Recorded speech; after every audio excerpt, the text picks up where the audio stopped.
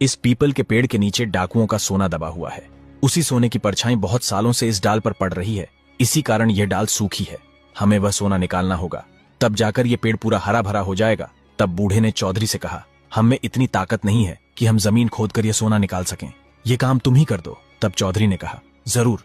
इतना कहकर चौधरी ने अपने हाथों से जमीन खोदी और गड़ा हुआ सोना निकाल दिया। जैसे ही जमीन से सोना निकाला गया, उसी समय उस सोने की परछाई डाल पर पड़नी बंद हो गई और तुरंत ही उस पीपल के पेड़ की सूखी डाल हरी भरी हो गई। चौधरी ने वह सारा सोना बूढ़े और बूढ़ी को दे दिया।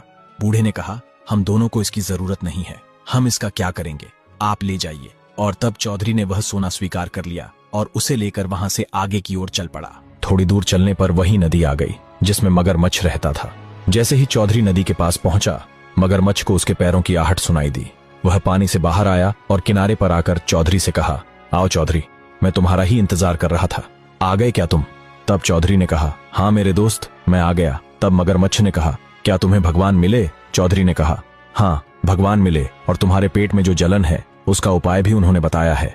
यह सुनकर मगरमच्छ बोला, जल्दी बताओ चौधरी। तब चौधरी ने कहा, पहले मेरी एक शर्त है। मगरमच्छ ने कहा, क्या शर्त है? मुझे मंजूर है। तब चौधरी ने कहा, सबसे पहले तुम मुझे यह नदी पार करवा दो और उस किनारे तक पहुंचा दो। मगरमच्छ ने कहा, जरूर, जल्दी से मेरी पीठ पर बैठो, मैं तुम्हें नदी पार करवा देता हूं। तभी मगरमच्छ के कहे अनुसार चौधरी उसकी पीठ पर बैठ गया और मगरमच्छ उसे अपनी पीठ पर बिठाकर नदी पार करवा देता है। चौधरी किनारे पर पहुंचकर मगरमच्छ की पीठ से उतर जाता है। किनारे पर उतरते ही मगरमच्छ बोला, अब बताओ चौधरी, भगवान ने मेरे पेट की जलन के बारे में क्या बताया है, वह कैसे समाप्त होगी?